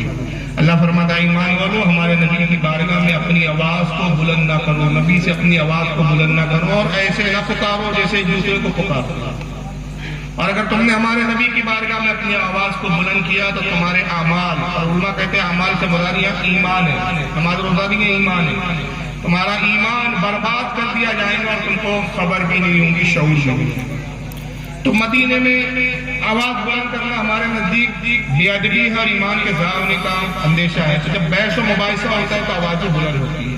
تو तो 12 मैंने को चैलेंज इसको किया कि बेगैरत मदीने में तू मस्जिद नबवी के पास सरकार के रोजे के करीब लोगों को पकड़ के बहस करता है और कोई तुझे जवाब दे तो पुलिस को बुलाते हो। तो अगर वाकई तुम मर्द के बच्चे हो और हलाली हो और अपनी अम्मी का ही तुमने दूध पिया है तो जद्दा में एक कमेटी रखो, मुनाजरा रखो और हमें बुलाओ, परमिशन लो, हम आके तुम्हारी ऐसी पेशी ना कर दे तो हमारा नाम सुन ली है, क्या बात है। औकात ना दिखा दे कि कितनी मालूमात। तो तुम मौके परस्त लोग हैं, मौके का और हुकूमत का फायदा उठाते हैं। ठीक है, तो खैर उसकी औकात नहीं है कि हमारे उलमा। अच्छा, फिर वो इंडिया भी आता है, चलो जद्दा छोड़िए, यहाँ रहने वाला है, उसकी कई वीडियो है यहाँ के कब्रिस्तान में इसका मेरा बाप यही दफा गए और ये मेरी माँ की खबर है और यह वीडियो बना रहा है बिहार आके। तो जब तू इंडिया आता है तो हमको बुला ले, हम तेरे इलाके में आके तुझसे मुनाजरा करने के तैयार। अब रहेंगे किबले की तरफ पैर रखना, सरकार के रोटी की तरफ पीठ करना, ये क्या, ये साहबा के अमल से साबित है कि साहबा इकराम किबले का भी अदब करते थे और रसूलुल्लाह की तरफ पीठ नहीं करते थे।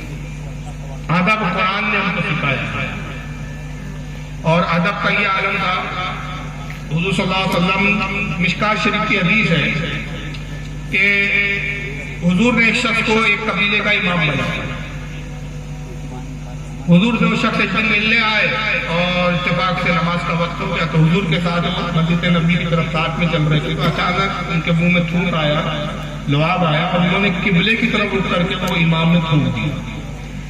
तो आका नाराज हुआ और आका ने फरमाया कि आज से ये शख्स तुम्हारे कबीले की इमामत ना करे, जो हमारे किबले की ताज़ीम नहीं कर सकता वो हमारा इमाम ही हो। तो इस हदीस से पता चला कि किबले की भी ताज़ीम का हुक्म है। सही बुखारी की हदीस है कि अल्लाह के रसूल फरमाते हैं कि किबले का एहतराम करो कि अल्लाह की ज्यादा तवज्जो किबले की तरफ होती है, अल्लाह की रहमत ज्यादा किबले की तरफ होती है। तो जिस तरफ अल्लाह की रहमत और तवज्जो ज्यादा हो तो उस तरफ पैर करना, थूकना यकीनन बेअदबी।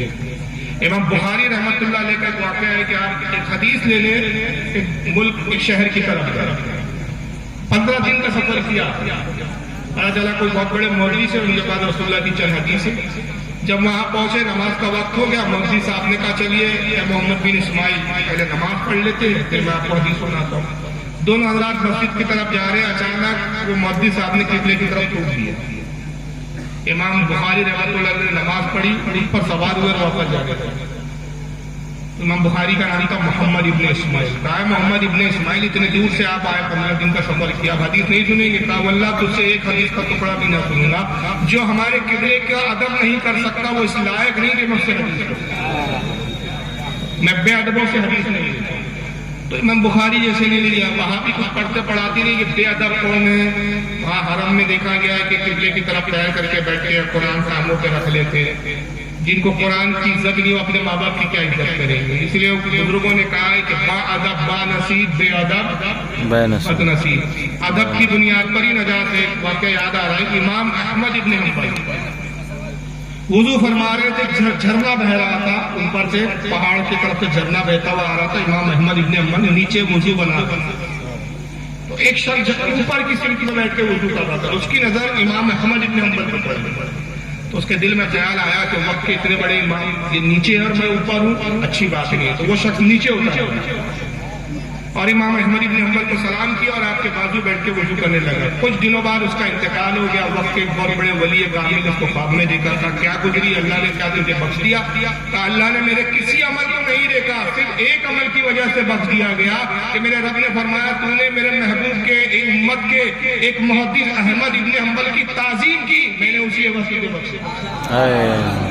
तो अंदाजा लगाइए कि सिर्फ एक आलिम की, इमाम की ताजीम पर जन्नत दे दी गई। तो किबला तो वो है जहाँ हुजूर कह रहे हैं कि अल्लाह की रहमत ज्यादा तवज्जो होती है। जहाँ खाने काबा है, जिस तरफ रुक करके आदमी नमाज पढ़ता है, उसका एहतराम कितना करता है। तो इसलिए बादब रही है, किबले की तरफ न थूका जाए। अरे यार, आला हज़रत का तो इश्क ये था, किबला तो बहुत बड़ी बात। हालत कहते हैं कि बचपने में वालिद साहब ने एक बार मुझे बता दिया कि इस सिलसिले में गौसे आजम का रोजा है। ता जिंदगी मैंने उस तरफ भी कभी कदम नहीं रखा जिस तरफ गौसे पाक का होगा। तो किबला तो किबला है। मेरा दूसरा सवाल है, मैं इसमें आपका कमेंट जानना चाहता हूँ। सवाल यह है कि आजकल जयनमाज जो आता है कई तरह का आता है, जिसमें कई मजारा या गुंबद खजरा की तस्वीर या खाना काबा की तस्वीर से बनी हुई रहती है। तो नमाज पढ़ते वक्त घुटनों वहां तक जाता है, या हम पीछे घूम जाते हैं तो इसमें उसकी बेहरमती होती है, तो क्या उसको बंद करना चाहिए? देखिए उसके बारे में फतवा ये है, और गालिबन ताबी शरिया का भी फतवा मेरी नजर से कहीं गुजरा है कि जिस जानमाज पे काबतुल्ला हो, मदीना मुनव्वरा हो, उससे एतराज करना चाहिए, बचना चाहिए। उसमें दो बातें, एक तो बेअदबी का अंदेशा है, कई बार आदमी क्या नमाज से गुजर जाता है, पैर पड़ जाता है। दूसरा भी नमाज में देखता है तो कई बार जहन मुंतशिर होता है, मतलब काबे की तरफ जाए वो एक अलग बात है, काबे की तरफ में जाए कि वो धागे, उसकी रंगा, उसकी बुनाई, कारीगिरी देखने में नमाज के ध्यान पर कारीगिरी में ज्यादा हो जाता है, तो उसको हमारे उलमा और मकरूह फरमाते हैं। अलबत्ता नमाज तो हो जाएंगी, लेकिन खिलाफ औला है, बेहतर नहीं है। बेहतर ये है कि शादी जिस पर कोई डिजाइन वगैरह ना बना हो, काबा या मदीना या वो बैतुल मुक़द्दस वाले भी आते जिसमें कुब्बतुस सकरा का फोटो होता है, तो ऐसी जानमाज़ों पे नमाज पढ़ने से बचना चाहिए। वल्लाहु आलम। अस्सलाम वालेकुम। हजरत आपसे हमारा सवाल है, इंसान माँ के पेट से जन्म लेता है तो वो पाक कब कहलाता है? जैसे आप नापाक पानी के बारे में भी बता रहे थे, आपका गुफ्तगू हम लोग समाप्त कर रहे थे, तो इंसान पाक कब होता है, इनके बारे में आप बताएं। देखिए हकीकतन वो नुत्फे से पैदा हुआ तो उसका हुक्म नापाकी का है, लेकिन पैदा होने के बाद में पाक समझा जाता है। अब उसकी मैं मिसाल लेता हूँ, कुछ चीजें हकीकतन नापाक होती है लेकिन अहकाम उस पर अलग साबित होते हैं। जैसे पाखाना नापाक है मगर हर लम्हे पेट में होता है। किसी भी इंसान का पाखाना कभी ऐसा होता ही नहीं कि आपका पेट बिल्कुल क्लीन हो, कुछ ना कुछ हिस्सा रहता ही है। बल्कि जो गुसल देते हैं ना मुर्दों को, उनसे पूछना, जब मुर्दा मर जाता है आदमी, गुसल देते हैं तो पेट ऐसा दबाते हैं, दबाते इसलिए कि ताकि अगर पेट में कोई बचा कुचा है वो निकल जाए। कहीं ऐसा ना हो कि फिर जनाजा ले जाते हुए रस्ते में निकल जाए तो कफन खराब हो जाए, बदबू हो जाए। तो हर वक्त पाखाना जिस्म के अंदर होता है, मगर उसी हालत में आप नमाज पढ़ते हैं तो शरीयत क्या हुक्म देती है कि आप अभी पाक है, लेकिन एक जर्रा बराबर भी निकल जाए।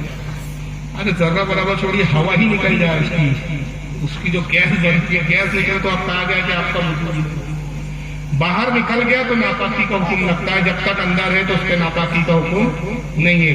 बच्चा जब तक माँ के शिकम में है उस वक्त तक उसको नापाक है, गोश्त का खून का बिखरा। जब पैदा हो गया, जान पड़ गई, अब उसको पाक समझा जाता है। शरीयत का हुक्म ही असल है। शरीयत जिसको पाक कह दे पाक है, जिसको नापाक कह दे नापाक है। कुरान ने हकीकत बताया उसको कि जिस वक्त पैदा हुआ उस वक्त तो नापाक और गंदा था, बाद में हुक्म उस पर बदल गया। जैसे गोबर होता है ना, जानवर का नापाक है, उलमा कहते हैं उससे घर को धोना। बहुत सारे हमारे मुस्लिम भी करते थे, पहले समझ आ रही तो छोड़ रहे।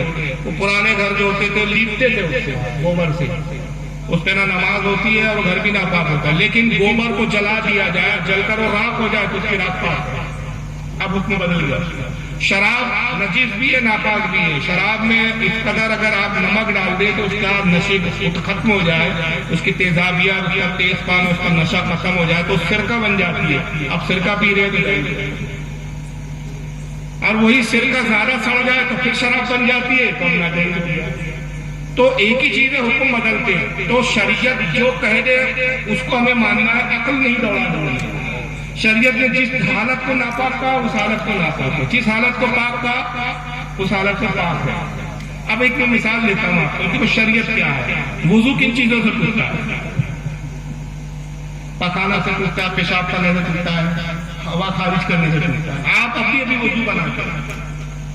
वुजू बना के बस अभी नमाज पढ़ने के जानमाज पे खड़े ही हो रहे थे तू करके हवा निकाल। अब नमाज पढ़ सकते हैं? नहीं। बोलिए। अब आप कह रही मैं तो नमाज पढ़ूंगा भाई, अभी भी तो चेहरा धोया, अभी भी तो फ्रेश ही हूँ। सेहत कहती है अब आप फ्रेश नहीं है, वजू टूट गया, अब वजू बना। अब वजू बनाने जब आए तो अक्ल तो ये कहती कि जिस चीज ने वजू तोड़ा, जहां से जो चीज खारिज होकर वजू तोड़ने का सबब बनी उसको भी धोया जाए। वजू में उसको धोया ही नहीं जाता। हाथ चेहरा ही धोते, हाथ से तो गैस नहीं निकली थी, ना चेहरे से निकली थी, गैस तो कहीं और से निकली थी, उसको तो वजू में धो ही नहीं रहा। तो अकल का तकाजा तो ये अकल तो कहती है कि भाई जिस चीज से वजू टूटा पहले उसको धो। अगर शरीयत ने उसका पाबंद नहीं किया तो पता चला शरीयत उस चीज का नाम है कि जो मुस्तफा कह दे उसी को मानने का नाम शरीयत। सुभान अल्लाह। एक सवाल दूसरा सवाल हमारा है हजरत, हमारे स्टेज के जानिब हमारे माँ बहन के लिए एक मैं सवाल पूछना चाहता हूँ। अच्छा खुदा नसीब माँ बहन लोगों के लिए मेरा एक सवाल है। जैसे कि मुहर्रम का महीना आता है, तो मुहर्रम का 10वीं तारीख के दिन हम देखते हैं कि हमारे घर के माँ बहन लिपस्टिक लगा के, बाल खुला और इस कदर करबला की ओर जाते हैं, मज़ार जी और मज़ार में भी जाते हैं और फातिहा खानी कराते हैं और चादर को चूमते हैं। तो ये दोनों के बारे में आप, और इमामबाड़ा के बारे में जो फातिहा वगैरह कराते हैं, इनके बारे में आप डिफिनेशन तोड़ के बताएं हजरत।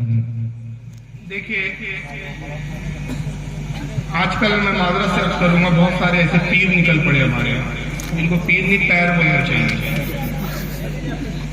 और पंजाबी में पीर को बिगाड़ के जो है पेड़ बोलते हैं, उसके मायने होते दर, पंजाबी के वर्ड। ये पीर नहीं है, पैर है, पैड़ है, पेड़ दर्द है। शरीयत अभी ABCD भी नहीं मालूम है, इल्ला माशाल्लाह चंद पीर कुछ होता है। 99 और 90% ऐसे पीर साहबान है कि अरबी भी नहीं पढ़ सकते बेचारे। हदीस की कोई एक किताब अरबी के लाके रख देंगे, मौलाना पढ़ो तर्जुमा करके बताओ, तो बगैर इराक के अरबी भी नहीं पढ़ सकते। मदरसे के फारिग भी नहीं है बेचारे, मदरसे में कभी बैठे भी नहीं जगह। सिर्फ क्या है, पितरम सुल्तान, बाप बादशाह था, ये बेटे भी बादशाह बने,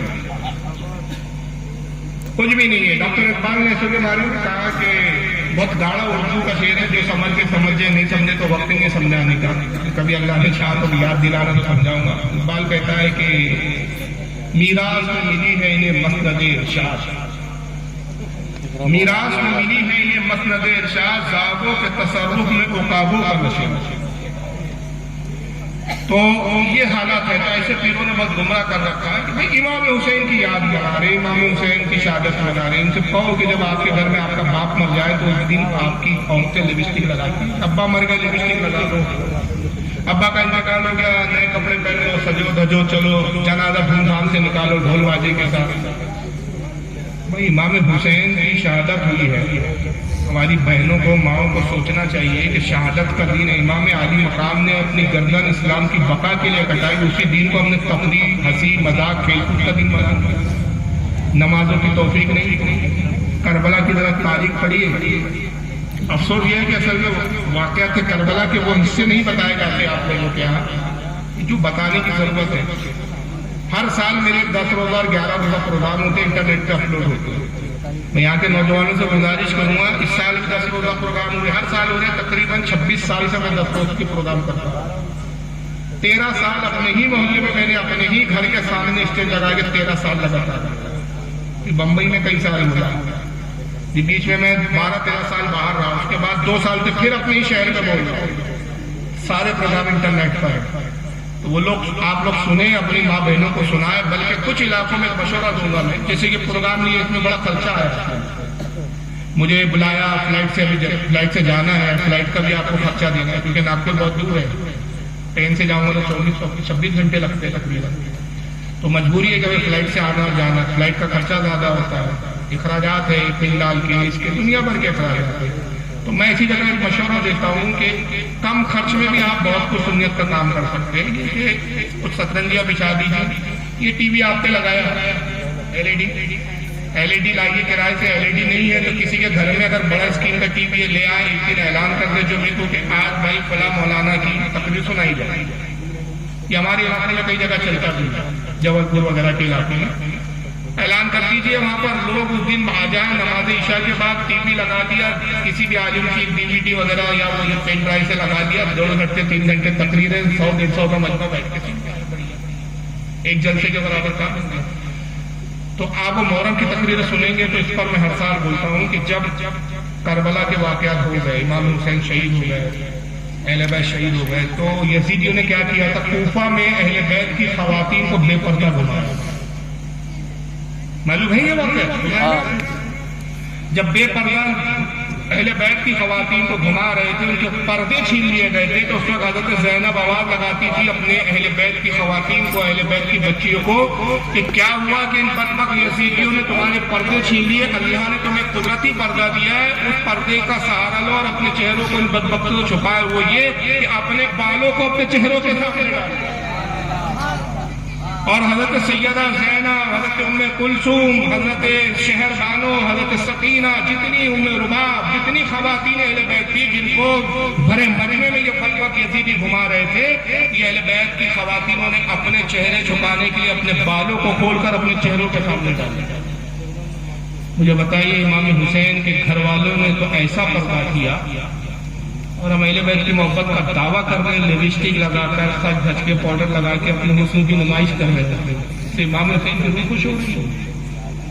حضرت سیدہ فاطمہ رضی اللہ تعالیٰ عنہ جو ان سب کی جد اعلیٰ ہے، نبی کی شہزادی ہے، جب ان کا انتقال ہو رہا تھا تو مولا علی کو وصیت کرتی ہے، اس کو امام عبدالرحمن جامی نے شواہد النبوت میں نقل کیا، کہتی ہے کہ ابو الحسن ہے، حسن کے والد، میری ایک وصیت ہے۔ کیا وصیت ہے؟ کہا کہ میرے انتقال کی خبر کسی کو نہ دو، آپ میرے بیٹے حسن حسین، میرا غلام کمبر اور ایک سلمان فارسی جو 300 سال یا 250 سال کی عمر کی ضعیف العمر تھے، ان کو آپ چچا کہا کرتی تھی، یہ ان کے سامنے میں بے پردہ آیا کرتی تھی، یہی میرے جنازے میں رہے اور مجھے دفن کرے۔ صحابہ کو اطلاع نہ کرنا، اس لیے کہ جب اگر آپ انہیں اطلاع کریں گے تو وہ مجھے دیکھیں گے، اور قسم خدا کی جب سے میں نے ہوش سنبھالا میں کسی نبی کے صحابی کے سامنے نہیں آئی۔ یہ پردہ تھا خاطر جنت کا۔ تو مولا علی کہتے ہیں کہ بنت رسول ہے، رسول کی شہزادی، آپ یہ کیسی وصیت کر رہی ہیں؟ جب انتقال ہو جائے گا آپ کو میں دفن کر کے آؤں اور لوگ پوچھیں گے کہ نبی کی شہزادی کا انتقال ہو گیا، ہمیں خبر نہیں تھی، لوگ مجھے الزام لگائیں گے، برا بھلا کہیں گے، شکایتیں کریں گے۔ آپ ایسی وصیت نہ کریں۔ ہاں میں یہ کروں گا کہ آپ کا دیدار نہیں کراؤں گا، جنازے کی اطلاع دینے کی اجازت دیجیے کہ جنازے میں بلاؤں صحابہ کو، لیکن آپ کا چہرہ نہیں دکھاؤں گا، آپ کا دیدار نہیں کراؤں گا۔ تو سیدہ کیا کہتی ہے؟ اگرچہ آپ میرا چہرہ نہیں دکھائیں گے لیکن کفن میں لپٹی ہوئی لاش دیکھ کر میری قد و قامت کا تو صحابہ اندازہ لگا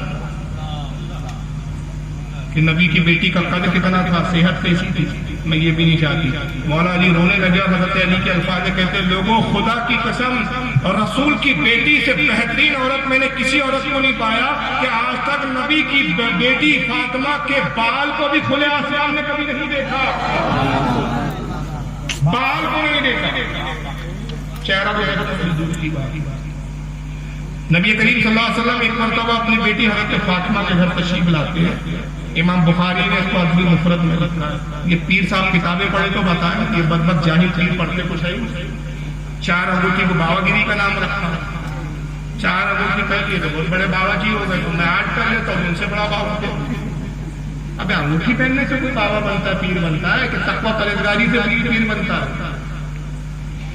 پیری مریدی کا نام ہی کچھ اور ہو گیا۔ تو بہرحال میں عرض کر رہا تھا کہ نبی پاک حضور اپنی بیٹی فاطمہ کے گھر آئے۔ امام بخاری ادب المفرد میں لکھتے ہیں اور پوچھا کہ بیٹی فاطمہ عورت کے حق میں سب سے بہتر کیا ہے؟ تو سیدہ فرماتی ابا جان بہتر یہ ہے کہ اپنے گھر میں ٹھہری رہے اور اپنے گھر کے حجرے میں، اپنے گھر کے کمرے میں نماز پڑھے۔ کہا بیٹا اس سے بھی اور کچھ بہتر ہے؟ ہاں عورت کے لیے بہتر یہ ہے کہ اپنے گھر کے اندرونی کمرے میں نماز پڑھے۔ کہا اس سے بھی بہتر کچھ ہے؟ کہا ہاں اس سے بہتر یہ ہے کہ اس کے گھر میں اگر طے خانہ ہو تو طے خانے میں نماز پڑھے۔